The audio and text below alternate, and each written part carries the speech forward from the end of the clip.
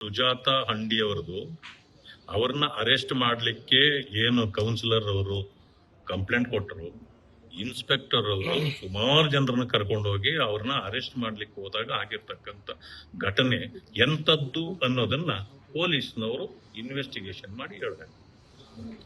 ಇಡೀ ದೇಶದಲ್ಲಿ ಇವತ್ತು ಇದೊಂದು ತಲೆ ತಗ್ಗಿಸುವಂತ ಘಟನೆ ಅಂತ ಹೇಳಿ ಇವತ್ತು ನ್ಯಾಷನಲ್ ವುಮೆನ್ ಕಮಿಷನ್ ಕೂಡ ಸೊಮೋಟೋ ಕೇಸನ್ನ ಫೈಲ್ ಮಾಡಿದ ಮೇಲೆ ವಿರೋಧ ಪಕ್ಷದ ನಾಯಕರಾಗಿ ನಾವು ಕೂಡ ಅದರ ಬಗ್ಗೆ ಬಂದು ಪರಿಶೀಲನೆ ಮಾಡತಕ್ಕಂಥದ್ದು, ವಿಚಾರಿಸ್ತಕ್ಕಂಥದ್ದು ನಮ್ಮ ಧರ್ಮ.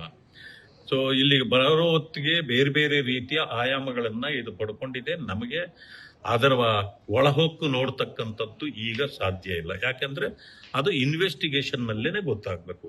ಆದ್ರೆ ಇದು ಒಂದು ವಿಡಿಯೋ ಇವತ್ತು ಹರಿದಾಡ್ತಿದೆ.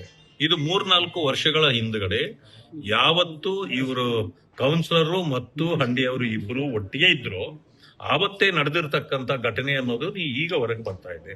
ಇದು ಇನ್ವೆಸ್ಟಿಗೇಷನ್ ನಲ್ಲಿ ಈಚೆ ಬರ್ಲಿ ನನಗೇನು ಸಂಬಂಧ ಇಲ್ಲ. ಆದ್ರೆ ಮಾನವೀಯತೆಯ ದೃಷ್ಟಿಯಿಂದ ಅವರಿಗೆ ಮೊನ್ನೆ ಆಗಿರ್ತಕ್ಕಂಥ ಘಟನೆ ಇಡೀ ರಾಜ್ಯ ಮತ್ತು ರಾಷ್ಟ್ರದಲ್ಲಿ ಮರ್ಯಾದೆಯನ್ನ ಕಳ್ಕೊಳ್ತಕ್ಕಂಥ ಪರಿಸ್ಥಿತಿಯನ್ನ ಉದ್ಭವ ಮಾಡಿದೆ. ಆ ಕಾರಣಕ್ಕೆ ಅದು ಇನ್ವೆಸ್ಟಿಗೇಷನ್ ಆಗ್ಬೇಕು ಅನ್ನೋದು ನಮ್ಮ ವಾದ ಇದೆ.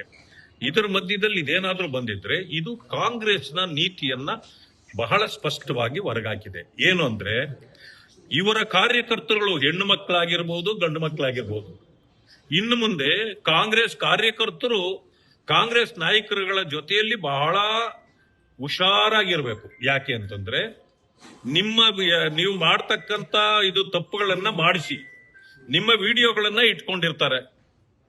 ತಕ್ಷಣ ನೀವೇನಾದ್ರೂ ಪಾರ್ಟಿ ಬಿಟ್ಟ ಮೇಲೆ ಅಥವಾ ಏನಾದ್ರೂ ಅವರ ವಿರುದ್ಧ ಮಾತಾಡಿದ ಮೇಲೆ ಹೊರಗಾಗ್ತಾರೆ ಅನ್ನೋದು ಈಗ ಸ್ಪಷ್ಟ ಆಯ್ತು. ಅಂದ್ರೆ ಇದು 3-4 ವರ್ಷದ ವಿಡಿಯೋ ಇವತ್ತು ಹೊರಗಡೆ ಹಾಕಿದ್ದಾರೆ ಅಂತಂತಂದ್ರೆ ಆವತ್ತಿಂದ ಏನ್ ಮಾಡ್ತಿದ್ರು, ಯಾತಕ್ಕೆ ಕಾಯ್ತಾ ಇದ್ರು ಅಂದ್ರೆ ನಿಮ್ಮ ಗೌರವವನ್ನ ಘನತೆಯನ್ನ ಕಳೀತಕ್ಕಂಥ ಕೆಲಸವನ್ನ ಕಾಂಗ್ರೆಸ್ ನಾಯಕರು ನಿಮ್ಮ ವಿಡಿಯೋಗಳನ್ನ ಇಟ್ಕೊಂಡು ನಿಮ್ಮನ್ನ ಬ್ಲಾಕ್ ಮೇಲ್ ಮಾಡೋ ಕೆಲಸವನ್ನ ಮಾಡ್ತಾರೆ. ಅದೇ ಒಂದು ಬ್ಲಾಕ್ ಮೇಲ್ ಕೆಲಸ ಇದು.